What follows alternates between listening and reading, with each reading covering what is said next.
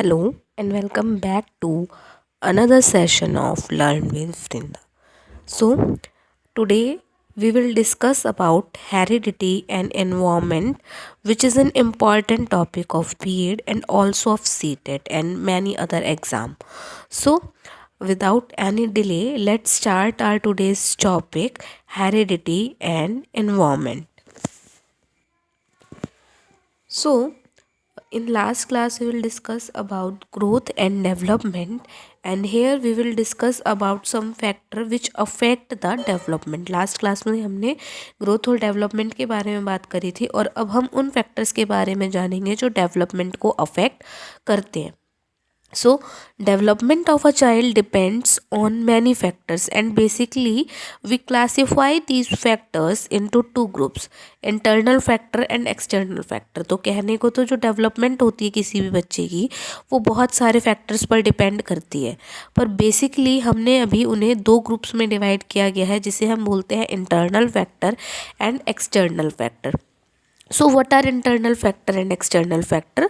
Let's find out. So internal factor, it includes hereditary and biological factor, physique, intelligence, sex, emotion, maturity, socialization, etc. Whereas external factors include external environment like surroundings, food, family, neighborhood, friends, school, country, language, tradition, etc.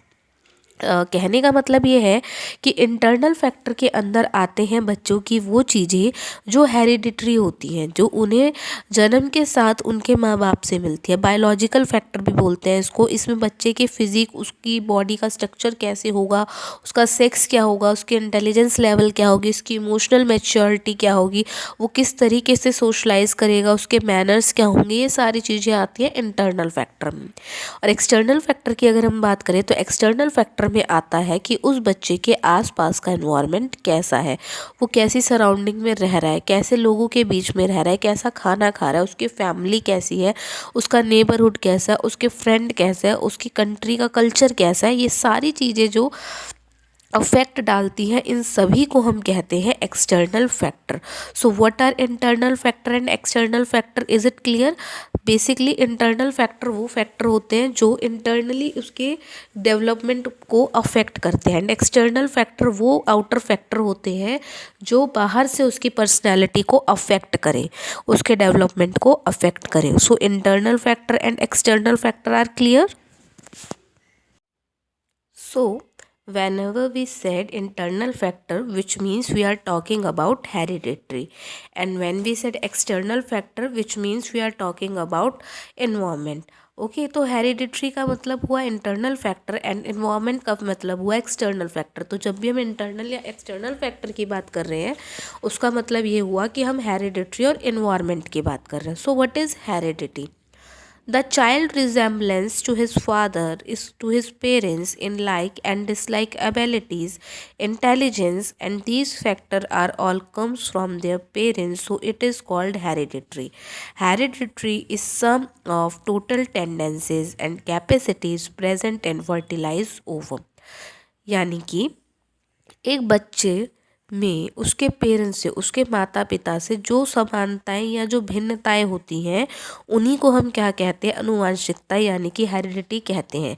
एक बच्चा अपने parents से क्षमताओं में, दिमाग में, बुद्धि में कितना मिलता जुलता है या कितना अलग है, यही क्या है? उसकी हेरिडिटरी यानी कि अनुवांशिकता है. कई बार देखा जाता है कि जो बच्चा है वो मोस्ट ऑफ द प्रॉपर्टी, जो कैरेक्टरिस्टिक होती है उस बच्चे की, वो उसके पेरेंट्स से रिजेंबल करती है. तो ये रिजेंबलेंस किसकी वजह से आया? ये रिजेंबलेंस हेरिडिटी की वजह से आया. तो हेरिडिटी का मतलब हुआ कि एक बच्चे का उसके पेरेंट्स के साथ रिजेंबलेंस, लाइक या फिर डिसलाइक, इसी को हम क्या बोलते हैं? हेरिडिटी बोलते हैं. ठीक है, आई बात समझ में? तो हेरिडिटी क्या होती है समझ में आया? हेरिडिटी का मतलब है एक बच्चे की उसके पेरेंट्स से रिजेंबलेंस. अब हेरिडिटी के लिए कुछ कॉन्सेप्ट्स हैं जो कि दिए गए हैं. अब हम एक एक करके उन कॉन्सेप्ट्स की बात कर लेते हैं, जिसमें सबसे पहले आता है narrow concept, and this concept says that hereditary means likeness and similarities and resemblance in physical feature, shape, size, etc. तो नैरो का कॉन्सेप्ट कहता है कि हेरिडिटी का मतलब है कि पेरेंट्स और उसके चाइल्ड के बीच में कितनी समानताएं हैं, उन समानताओं को, उन रिजेम्बलेंस को किसमें देखा जाता है, फिजिकल फीचर में देखा जाता है। यानी कि फिजिकली रूप से, शारीरिक रूप से एक बच्चे में और उसके माता पिता में क्या समानताएं हैं, वही क्या कहलाती है, हेरिडिटी यानी कि अनुवांशिकता कहलाती है। तो नैरो ने केवल बाहरी यानी कि फिजिकल फीचर की बात करी कि अगर फादर के कलर जो है हेयर का वो ब्लैक है और बच्चे का भी ब्लैक है, या मदर की आई का कलर ब्राउन है और बच्चे की भी आंखों का कलर ब्राउन है, तो इसी लाइकनेस को, इसी समानता को हम क्या कहेंगे, हेरिडिटी कहेंगे। उसके बाद नैरो के बाद आए थे ब्रॉडर। ब्रॉडर ने अपना कॉन्सेप्ट देते हुए कहा, Broder says heredity means likeness and dislikes. So heredity means all those factor which are present in child not at the time of birth but at the time of conception. कहने का मतलब यह है कि broader ने कहा कि नहीं, केवल समानताएं नहीं बल्कि भिन्नताएं भी हेरिडिटी यानी कि अनुवांशिकता का भाग है। अगर मान लीजिए मम्मी के बालों का कलर ब्लैक था, बच्चे के बालों का कलर ब्राउन है, तो ये भिन्नता भी एक तरीके से अनुवांशिकता की वजह से यानी कि हेरिडिटी की वजह से आई है। तो ब्रॉडर का मानना ये था कि वो जितने भी फैक्टर, वो जितने भी गुण जो बच्चे में उसके जन्म के समय से, इस दुनिया में आने से पहले नहीं, उस दुनिया में उसका अस्तित्व जब से आया तब से उसके अंदर जो जो गुण प्रेजेंट है, वो सारे गुण उसके क्या कहलाए जाएंगे, हेरिडिटरी कहलाए जाएंगे। इसके बाद तीसरे आए थे RS वुडवर्थ। वुडवर्थ ने अपना कॉन्सेप्ट देते हुए कहा, heredity covers all factor that are presented in individual when he begins life but not at birth. It starts from the time of conception about 9 months before birth। यानी कि Wordsworth ने कहा कि हेरिडिटरी के अंदर वो सारे फैक्टर, वो सारे गुण, वो सारे तत्व, वो सारे पहलू शामिल होते हैं जो किसी भी जीव के जीवन की शुरुआत के साथ उसके साथ चलते हैं, और उसके दुनिया में आने से नहीं, उसके अस्तित्व के दुनिया में आने के समय से जो उसके अंदर गुण आते हैं, उन सारे पहलुओं को, उन सारे गुणों को ही क्या कहा जाता है, हेरिडिटी कहा जाता है। तो ये 3 कॉन्सेप्ट थे। पहले नैरो का कॉन्सेप्ट था, नैरो ने कहा केवल समानताओं का मतलब होता है हेरिडिटी। जो समानता एक माता पिता और उनके बच्चों के बीच में होती है, उन्हीं समानताओं का मतलब है हेरिडिटी। पर ब्रॉडर ने कहा केवल समानता नहीं, भिन्नताओं का भी मतलब होता है, यह भी समानताओं की तरह केवल और केवल हेरिडिटी की वजह से ही आती हैं। पर वुड्सवर्थ ने कहा केवल भिन्नताएं और समानताएं नहीं, किसी भी जीव के जीवन के अस्तित्व की शुरुआत के समय से जितने भी पहलू उसके साथ चलते हैं, उन सभी को हम क्या कहते हैं, हेरिडिटी कहते हैं, जो उसके अस्तित्व के आने से लेकर उसके जन्म तक के बीच में बनते हैं। ठीक है, उन सभी को क्या कहा जाता है, हेरिडिटी कहा जाता है।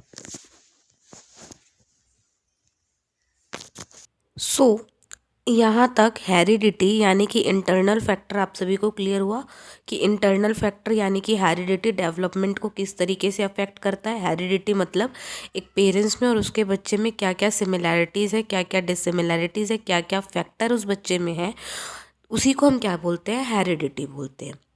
नेक्स्ट आ जाते हैं, move on to external factor यानी कि हमारे इन्वायरमेंट पे। So our environment covers all the outside factor that have acted on the individual since he begin life. तो हेरिडिटी वो फैक्टर है जो बच्चे में तब आते हैं जब उसका बर्थ नहीं होता, उसके जन्म से पहले उसका अस्तित्व आ जाता है पर उसका जन्म नहीं होता, उस समय जो फैक्टर उसको अफेक्ट करते हैं उन्हें हम कहते हैं हेरिडिटी। और एक बार जन्म होने के बाद जो जो फैक्टर उसे अफेक्ट करते हैं उन्हें हम कहते हैं एनवायरनमेंट यानी कि एक्सटर्नल फैक्टर। तो एनवायरनमेंट के लिए कुछ डेफिनेशन हैं जो दी गई हैं, जिसमें से पहली डेफिनेशन है बोरिंग, लैंगफील्ड एंड वेल्ड की। So the environment is everything that affect the individual except his genes।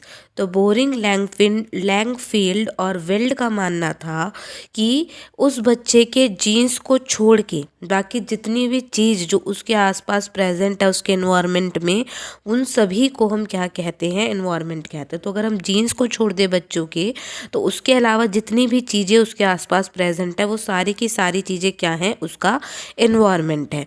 ये किसका मानना था, ये मानना था बोरिंग, लैंगफील्ड और वेल्ड का। उसके बाद हमें सेकंड डेफिनेशन जो मिलती है वो आर एस वुडवर्थ की मिलती है। वुडवर्थ ने कहा था, environment covers all the outside factor that's have acted on individual life. तो वुडवर्थ का मानना था कि इन्वायरमेंट के अंदर उस बच्चे के ऊपर एक्ट करने वाले वो सारे फैक्टर्स इन्वॉल्व करते हैं जो उसके आसपास प्रेजेंट है, यानी कि उसके जन्म लेने के बाद जितनी भी चीज़ें उसके आसपास मौजूद हैं वो सारी की सारी चीज़ उसकी क्या है, उसका इन्वायरमेंट है। अब हमने इन्वायरमेंट और हेरिडिटी यानी कि इंटरनल और एक्सटर्नल दोनों फैक्टर के बारे में जान लिया। अब ये दोनों फैक्टर अफेक्ट कैसे करते हैं, इनका रोल क्या होता है बच्चे के डेवलपमेंट में, उसको जानते हैं। So role of heredity and environment in child's development. तो अगर हम हेरिडिटी और इन्वायरमेंट के इन्फ्लुएंस की बात करें चाइल्ड डेवलपमेंट में, so first of all it influence the physical development. तो हेरिडिटी या हेरिडिटी और इन्वायरमेंट किसी भी बच्चे के फिजिकल डेवलपमेंट, उसके शारीरिक विकास पर प्रभाव डालते हैं, दोनों के दोनों, उसकी हेरिडिटी भी और उसका इन्वायरमेंट भी। अगर बच्चा अच्छे फैमिली से बिलोंग करता है, उसके जीन्स अच्छे हैं, तो उसका फिजिकल डेवलपमेंट स्ट्रांग होगा। बट अगर उसकी फैमिली में पहले से ही कोई बीमार है तो बहुत हद तक चांसेस हैं कि उसका फिजिकल डेवलपमेंट उतना अच्छा नहीं होगा। साथ के साथ एनवायरनमेंट भी उसके फिजिकल डेवलपमेंट पे अफेक्ट डालता है, यानी कि अगर किसी के फैमिली में अच्छा खाने पीने को मिल रहा है तो उसका फिजिकल डेवलपमेंट ज़्यादा होगा। बट अगर किसी को खाना ही एक टाइम मिल रहा है तो उसका फिजिकल डेवलपमेंट स्ट्रांग नहीं होगा, अच्छा नहीं होगा। Next, it influence on inherent power, यानी कि किसी की इम्यूनिटी कैसी होगी इस पे भी अफेक्ट करता है। ये हेरिडिटीज़ को प्रभावित करती है, इन्वायरमेंट के इसका बहुत कम चांस होता है इफेक्ट करने का। नेक्स्ट है इंटेलिजेंस। तो intelligence most of the time heredity की वजह से अफेक्टेड होती है। किसी के दिमाग का जो लेवल है उसकी फैमिली यानी कि उसके जीन्स पर डिपेंड करता है। नेक्स्ट, वोकेशनल एफिशिएंसी, कौन सा बच्चा किस तरीके से बात करेगा वो भी उसकी हेरिडिटी पे डिपेंड करता है। सोशल एस्पेक्ट, वो समाज में दुनिया में कैसे मिलेगा, कैसे बात करेगा, कैसे क्या करेगा, ये भी उसकी हेरिडिटी पे डिपेंड करता है। ग्रेटनेस, उसके गुण कितने होंगे, वो कितना संस्कारी होगा। नेक्स्ट, डिफरेंट रेसेस, अब अलग अलग जातियाँ इन्वायरमेंट में आती हैं, जन्म से कोई जाति नहीं होती। उसके बाद नेक्स्ट आता है इंटेलेक्चुअल डेवलपमेंट, यानी कि उसका दिमाग की विकास, जो कि बाहर इन्वायरमेंट में जैसे लोगों के बीच में रहता है उसकी सोच का विकास वैसा ही होता है। और लास्ट उसकी टोटल पर्सनैलिटी का डेवलपमेंट, वो किस तरीके से उसका ओवरऑल व्यक्तित्व क्या बन के आएगा, इसको कौन प्रभावित करता है, इसको दोनों के दोनों फैक्टर प्रभावित करते हैं। तो हेरिडिटी और इन्वायरमेंट का क्या क्या इफ़ेक्ट है, क्या क्या इन्फ्लुएंस है, वो समझ में आया। अब अगर आपके एग्ज़ाम में क्वेश्चन यही था कि एक्सटर्नल या इंटरनल फैक्टर को एक्सप्लेन करें जो कि डेवलपमेंट को अफेक्ट करते हैं, या रोल ऑफ हेरिडिटी और एनवायरनमेंट को एक्सप्लेन करें चाइल्ड के डेवलपमेंट में, तो पहले आपको इंटरनल और एक्सटर्नल फैक्टर को डिफ़ाइन करना था। उसके बाद अगर एक्सटर्नल और इंटरनल फैक्टर नहीं पूछे गए थे तो आपको हेरिडिटी और एनवायरनमेंट को एक्सप्लेन करना था थोड़े थोड़े पॉइंट्स में। अब जब आप ऑलरेडी उन दोनों को एक्सप्लेन कर चुके हैं तब आप इनके इन्फ्लुएंस को एक्सप्लेन करेंगे। आपकी मर्जी, आप चाहें तो शॉर्ट में सीधे पॉइंट लिख सकते हैं या फिर इन पॉइंट्स को हेडिंग बना के इनके अंदर कुछ कुछ लाइंस लिख सकते हैं। इतना लिखने के बाद एट द एंड लास्ट में आपको कंक्लूजन लिखना पड़ेगा। अगर क्वेश्चन आपका लॉन्ग में आया है, ज़्यादा मार्क्स का आया, तो आपको लास्ट में कंक्लूजन लिखना पड़ेगा। So in our conclusion, the environment and heredity are two great forces which give rise to human behavior and personality. And due to heredity and environment, individuals differ in physique, character, ambitions, habits, values, emotions, thinking, etc. यानी कि heredity और environment ऐसे दो important force हैं, दो great force हैं जिनकी वजह से ह्यूमन बिहेवियर और ह्यूमन पर्सनैलिटी बनता है। किसी भी व्यक्ति का व्यवहार या उसका व्यक्तित्व उसके हेरिडिटी और उसके इन्वायरमेंट से ही डिसाइड होता है। साथ के साथ हेरिडिटी और इन्वायरमेंट की वजह से ही ये देखा जाता है कि एक इंडिविजुअल यानी कि एक व्यक्ति दूसरे व्यक्ति से गुणों में, ठीक है, दिखने में, उसके व्यवहार में, व्यक्तित्व में, सोच में, क्षमताओं में एक दूसरे से भिन्न होता है, केवल इन्हीं दो फैक्टर की वजह से। So we can say that both heredity and environment jointly shape the personality of a person. तो हम ये कह सकते हैं कि हेरिडिटी और इन्वायरमेंट दोनों मिलके किसी भी पर्सन की पर्सनैलिटी को शेप करते हैं। अगर हम माने कि heredity is like skeleton and environment is blood and flesh, so a human being is a combination of two. तो अगर हम कहना चाहें तो ये गलत नहीं होगा कि अगर बात की जाए तो जो हेरिडिटी है वो एक व्यक्ति के हड्डियों की तरह है, और जो इन्वायरमेंट है वो उसमें ब्लड और फ्लैश की तरह, यानी कि मांस और खून की तरह। तो जैसे बिना मांस और खून की हड्डियां बेकार है, और बिना हड्डियों के खून और मांस बेकार है, उसी तरीके से इंसान की पर्सनैलिटी, जैसे इंसान का शरीर इन दोनों चीज़ों से मिलके बना है, इन दोनों के बिना अधूरा है, वैसे ही उसका व्यक्तित्व, उसका विकास इन दोनों फैक्टर यानी कि इन दोनों गुणों के बिना अधूरा है। उस पर हेरिडिटी का भी उतना ही असर पड़ता है, उसके एनवायरनमेंट का भी इतना असर पड़ता है। इसीलिए मैकलेवर और पेज ने कहा था, MacIver and Page had said that every phenomena of life is the product of both heredity and environment. Each determines the character of individual, neither can be eliminated nor can ever be isolated.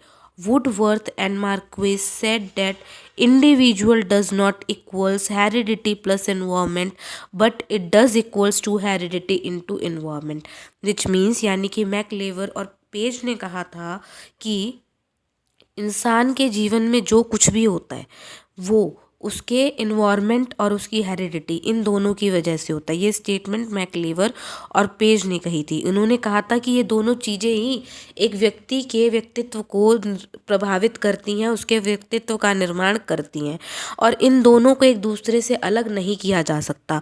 ना ही आप इन दोनों को एक दूसरे से अलग कर सकते हैं, ना ही इन दोनों को किसी भी व्यक्ति के जीवन को प्रभावित करने से हटा सकते हैं।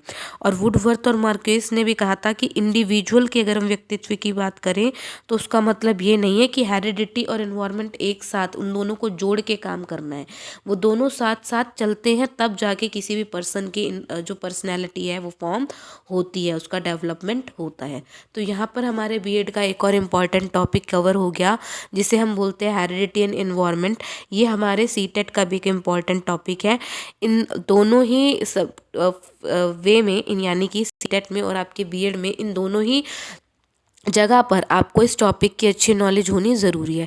अगर हम एग्ज़ाम पॉइंट ऑफ व्यू से बात करें, यहाँ हमने एग्ज़ाम पॉइंट ऑफ व्यू से बात करी है, सीटेट के पॉइंट ऑफ व्यू से हमने बात नहीं करी है, क्योंकि सीटेट में आपको एमसीक्यू यानी कि वन वर्ड में आंसर देना होता है, और यहाँ पर जो हमने बात करी है वो डिटेल में बात करी है। तो अगर बीएड में आपको क्वेश्चन लिखने के लिए आएगा तो बीएड में आप किस तरीके से आंसर लिखेंगे, यहाँ पर आपको वो समझाया गया है। तो अगर आपको किसी और टॉपिक में कोई डाउट हो, कोई क्वेरी हो, या अगर आपको और कुछ पूछना हो, तो you can ask me in the comment section. Till then, take care and bye bye. Thanks for this lovely session and all the very best for your exams. Thank you.